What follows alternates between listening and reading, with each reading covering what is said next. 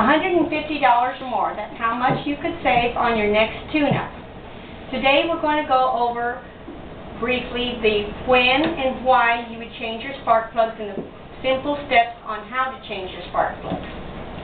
First, why we should change our spark plugs. Chilton's Car Care Manual states two good reasons. The first one being overall better fuel economy. And with today's prices of gas going up on a regular daily basis, everybody needs better fuel economy.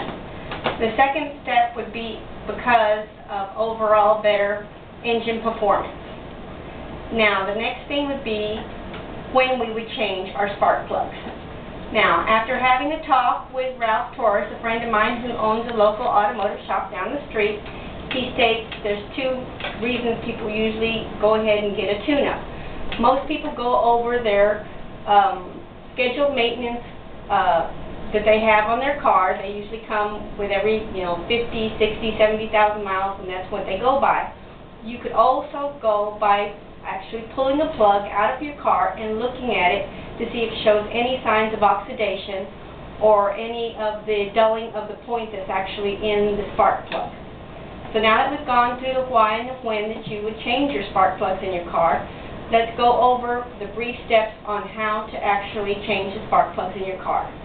One of the easiest things to do if you're a first-timer trying to do this is that you could go and watch a video that's short and has really easy steps on ehow.com on how to do this. So, your first step would be to look in your engine and locate the spark plugs and the spark plug wires. Now, after you've located your spark plugs, you look on it, they're either going to be 4, 6, or 8, depending on the cylinders that your car has.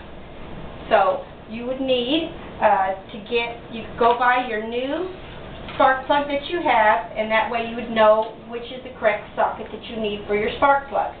You're also going to need a ratchet with an extension on it. So you put those two things together. Then on your spark plugs, you put the socket over the spark plug in a counterclockwise position. You would take and remove the spark plug out of the socket. And then you look at it, and sometimes it'll show signs of oxidation and the dulling of the point as we reviewed before.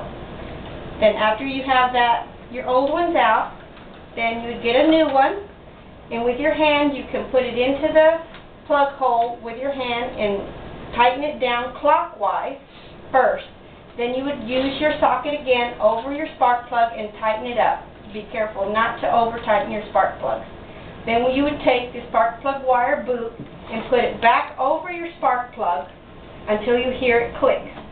After you hear it click, that means it's on there well, it'll stay on there, and all your spark plugs will be working properly.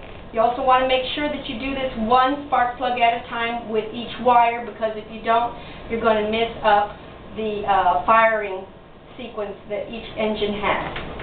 So today we've gone over briefly of when and how to change your spark plugs and the steps on how to change your spark plugs.